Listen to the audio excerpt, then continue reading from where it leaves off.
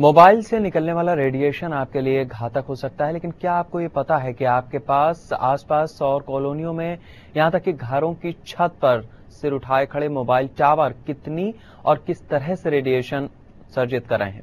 एक रिपोर्ट। गांवों और शहरों में घरों की छतों पर, साथ ही रिहायशी इलाके में नजर आने वाले मोबाइल टावर 21वीं सदी में आई सूचना क्रांति का अभिन्न अंग है, लेकिन ये हमारे शरीर को क्षति पहुंचा रहे हैं, खासकर सेंस ऑर्गन को। हानिकारक रेडिएशन उत्सर्जित करने वाले ये टावर अपने आसपास की करीब 500 मीटर की दूरी पर रहने वाले मानव जीवन को सीधे सीधे प्रभावित करते हैं। ज्यादातर टावर्स करीब 100 watt per metre square, 100 watts not metre square, will not talk in terms of metre square, 100 watt की रेंज में काम करते हैं।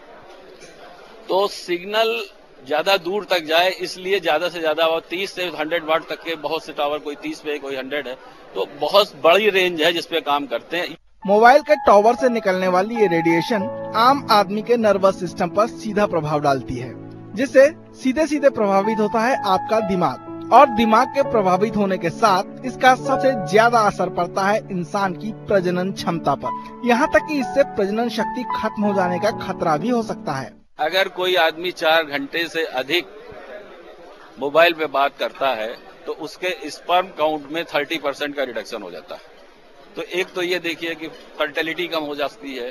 दूसरा ये है कि सबसे बड़ा जो प्रभाव देखा जा रहा है वो ब्रेन ट्यूमर है, कैंसरस सेल्स की ग्रोथ हो जाती है, तो ब्रेन के आसपास ट्यूमर हो जाता है, नींद न आना और हेडेक, नासिया, ये सब कॉमन सिम्टम्स हैं। सरकार ने हालांकि टावर से होने वाले रेडिएशन और उनसे मानव जीवन को होने वाले नुकसान पर संज्ञान लेते हुए कुछ कदम उठाए हैं, लेकिन ये कदम हवा में तैरती हुई इन नुकसानदायक रेडिएशनों पर काबू पाने में नाकाफी हैं।